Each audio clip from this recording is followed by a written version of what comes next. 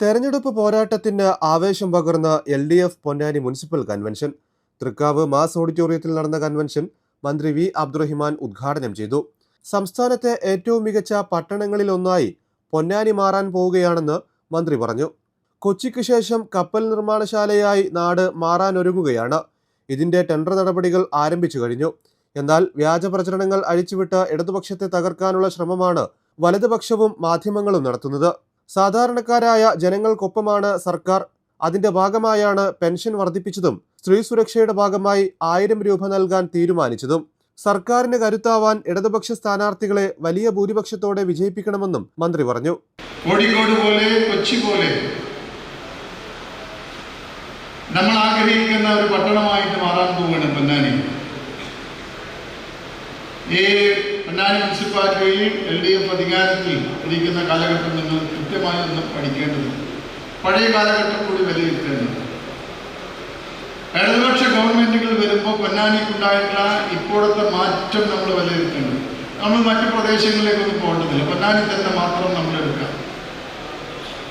ഇപ്പോൾ നമ്മുടെ പോർട്ടിനുള്ള ടെൻഡർ നടപടികൾ പൂർത്തീകരിച്ച് ടെൻഡർ വിളിച്ചിരിക്കുകയാണ്. ഒരു പൊന്നാനി പട്ടണം എന്നുള്ള രീതിയിലേക്ക് നമ്മൾ പുതുപൊന്നാനിയും പൊന്നാനിയും മാറി. കേരളത്തിലെ ഏറ്റവും പുരാതനമായുള്ള പൊന്നാനി പട്ടണം, അതിന് പോർട്ട് കൂടി വരുമ്പോൾ എങ്ങനെയാണ് മാറാൻ പോകുന്നത് എന്ന് നിങ്ങൾ തന്നെ ഒന്ന് ഇമാജിൻ ചെയ്താൽ മതി. നിങ്ങൾ കഴിഞ്ഞ ദിവസം പൊന്നാനിയിൽ നടന്ന വിഷൻ രട്ടിപണിയിൽ പങ്കെടുത്ത ആളുകൾ ധാരാളം ഉണ്ടായിരിക്കണം. 2031 ഈ പട്ടണം എങ്ങനെയായിരിക്കണമെന്ന് കൃത്യമായിട്ട് രൂപരേഖ ആ സെമിനാറിന്റെ ഭാഗമായി നമ്മൾ തയ്യാറാക്കിയിട്ടുണ്ട്.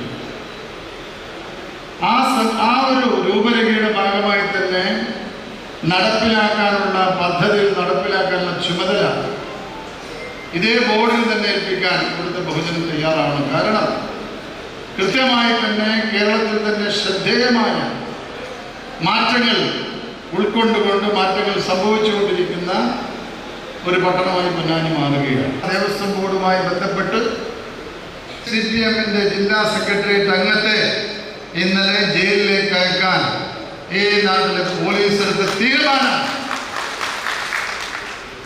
അഴിമതി രഹിതമാണ്. അഴിമതിയെ നമ്മൾ അംഗീകരിക്കുന്നില്ല. ജനങ്ങളോട് ചേർന്ന് നിൽക്കാൻ കഴിയണം, ജനങ്ങളോടൊപ്പം നിന്ന് പ്രവർത്തിക്കാൻ കഴിയണം എന്നുള്ളതാണ് നമ്മൾ നൽകുന്ന ആഹ്വാനം. ലത്തീഫ് അധ്യക്ഷനായി. പി നന്ദകുമാർ MLA മുഖ്യപ്രഭാഷണം നടത്തി.